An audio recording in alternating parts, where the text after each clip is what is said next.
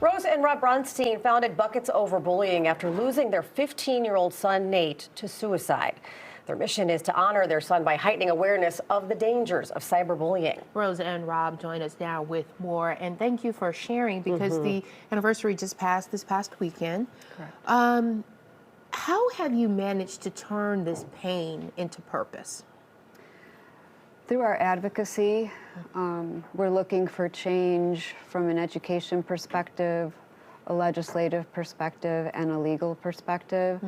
So what we found right away is that parents are not educated on how dangerous social media has become to our children and how dangerous cyberbullying is. And so with that, we partnered with an organization out of California. They're called the Organization for Social Media Safety, and they provide in-school education to students, administrators, and to parents about dangers related to social media, specifically cyberbullying. And with that, in the year of 2023, we've been able to have access to 4,000 students in the Chicago area that we've been able to provide this programming to.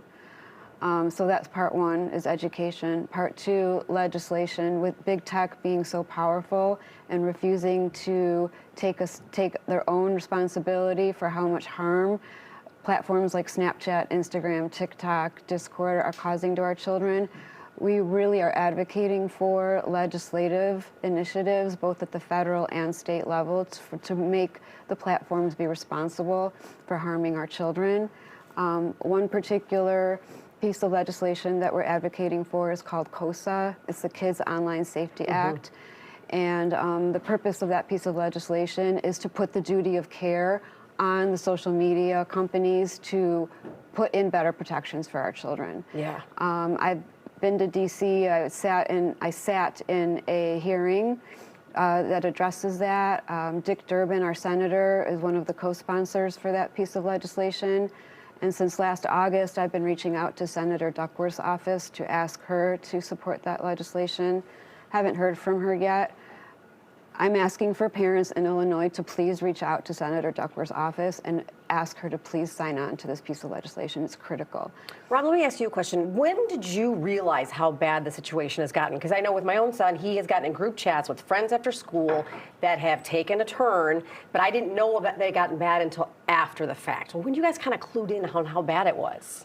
Well, you know, if you look at really any metric that relates to how young people are doing, pretty much every single one of them started going downward, and then with the prevalence of the smartphone, the iPhone in 2000 and I believe that was like the late 2007. Thank you. And then with COVID, it was just like gasoline on the fire.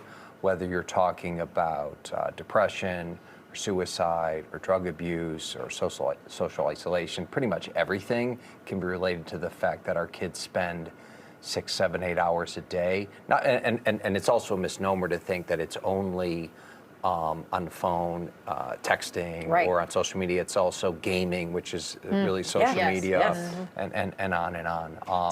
Tell us more about Nate's situation, because I'm sure that maybe some parent out there is wondering, is there something I should be looking for? How did Nate's situation unfold?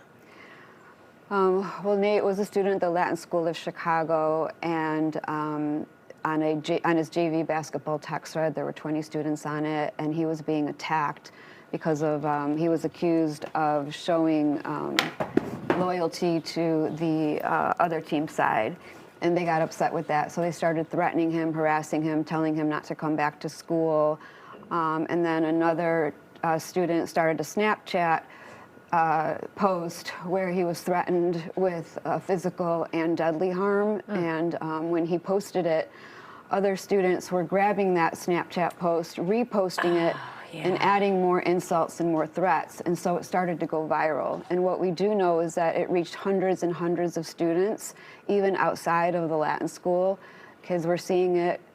Here's what's such a hard pill for me to swallow. Nobody reported it. Oh my gosh. Nobody reported it. Not a single student thought to themselves, Nate Bronstein is being harassed and threatened online. I need to go tell somebody. I need to go tell my parent. I need to go tell the school. And our son didn't report it to us. He's probably embarrassed too. Exactly. So what happened?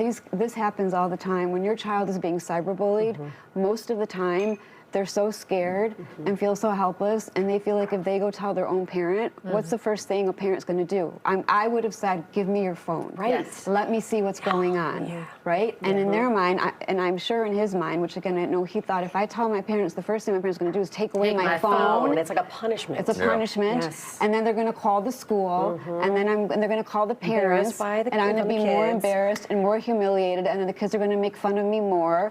And what also that I see is happening is that when a bully is bullying a child, that bully says to the child, if you go tell anyone about this, I will retaliate against you even harder. And I know this for a fact because I have had students come up to me when I'm in schools working with OFSMS for presentations telling me this, crying, saying, I'm being bullied, but I was told if I say anything that they're going to make it worse on me. Oh, and staying quiet is just the absolute worst thing you could do. Thank you both for joining us and telling us your story, because parents really need to be on the ball about they this. need to hear it. So thank you so much.